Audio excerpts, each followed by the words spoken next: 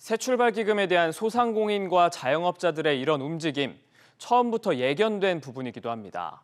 이를 두고 도덕적 해이라는 비판이 있는가 하면 어려운 여건 속에서 부실 차주로 신청해야 유리하기 때문에 연체를 부추긴다는 의견도 나옵니다. 이 내용 취재한 박연신 기자와 계속해서 얘기 나눠보겠습니다.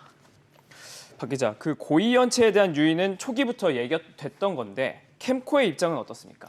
네, 캠코는 차주들이 이 도덕적으로 해이한 행동을 한다는 비판을 했는데요. 차주가 새출발 기금 신청 자격을 맞추기 위해 고의적으로 연체하는 경우 이 새출발 기금 채무 조정 대상에서 제외하겠다고 밝혔습니다. 이어 도덕적 해이 방지를 위한 새출발 기금 지원 심사 시스템을 운영해 이 신청자의 소득과 매출의 규모 대비 연체 금액과 연체 시점 등을 파악하겠다고 했습니다. 또 부실 차주가 되면 이 최장 7년간 신규 대출이 금지되고 신규 신용카드도 발급이 거절되면서 이 경제 활동에 악영향을 미치기 때문에 채무 조정만을 목적으로 연체를 하는 것은 주의해야 할 필요가 있다고 강조했습니다. 그렇군요. 하지만 상환 능력이 떨어진 상황에서 부실 차주가 돼야 유리한 측면도 있는 거 아닙니까? 네, 그렇습니다. 얼마나 힘들면 이 같은 도덕적 해이를 보이냐는 시각도 있는데요. 소상공인 연합회는 일부 소상공인들의 모습이라고 일축했습니다.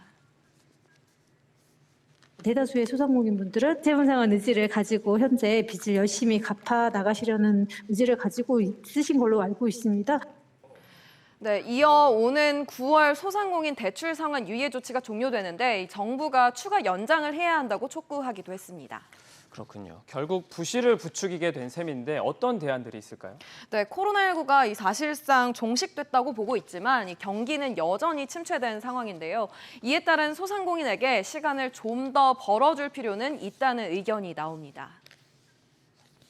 실질 구매력이 감소함에 따라 자영업자를 비롯한 소상공인들의 어려움은 커져 있는 상황이고요. 현재 상황에서는 일단 유지할 필요는 있을 것으로 보이고요. 다만 추가적으로 큰 어려움을 겪는 분들에 대해서는 금융 지원보다는 재정적인 측면에서의 지원도 고려할 필요는 있다고 생각됩니다.